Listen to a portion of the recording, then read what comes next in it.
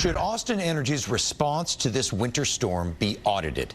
That'll be discussed at an upcoming city council meeting, and so will the future of city manager Spencer Cronk. Here to talk about this is District 6 council member Mackenzie Kelly. Thank you for joining us. Thank you. You know, this Monday morning, Mayor Kirk Watson said the council will discuss Spencer Cronk's employment status. What do you make of his performance as city manager? Yeah, I absolutely agree that we need to be discussing the performance of our city manager. In fact, you know, what better time than now when we've gone through a crisis and he's failed to deliver us the basic communication that our city deserves. And we need to ensure that our city is informed and that everyone's aware of what's going on and that we have an accurate timeline of when we're going to have power restored across the city. We still have people who are out in the city without power, and that's absolutely unacceptable. Is Spencer Cronk doing a good job? I believe that there are areas for improvement, and among them are the communications and the failures that have occurred here throughout this entire disaster. You know, talking about failures, Austin Energy is front and center. What do you make of Austin Energy's performance? Yeah, the linemen and women who are out there trying to get our power restored are doing the best they can given the incredibly difficult circumstances that they are facing.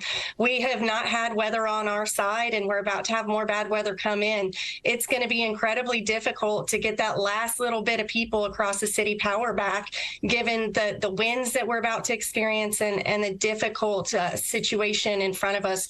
The last of the individuals who don't have power have the more complicated issues, which are going to require a lot longer for Austin Energy to assess. My fault and the fault of what happened here with Austin Energy is not at all on the backs of those linemen and women who are doing the best they can to help everybody out. Well, where's the fault lie with Austin Energy then? My belief is that there are a multitude of things that have happened here, including but not limited to prior council action related to the lack of a proper vegetation management plan that has led to the power lines being weighed down by the ice and the tree limbs. And those tree limbs falling on the power lines because they weren't able to be managed properly caused a lot of the issues that we're seeing. Do you think there is now a credibility issue for the mayor, for the city council, for Austin Energy, for the entire city structure?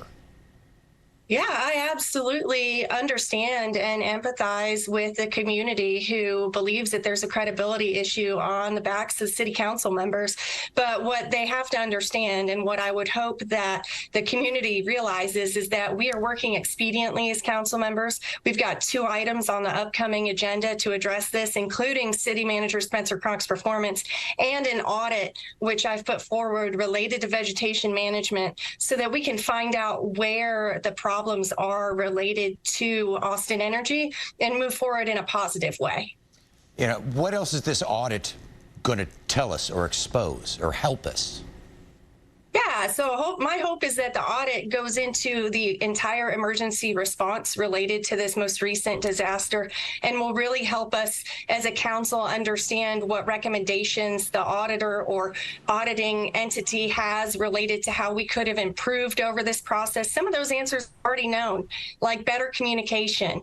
We could have had much better communication going into this disaster, and instead it was lackluster and it needed to be much better.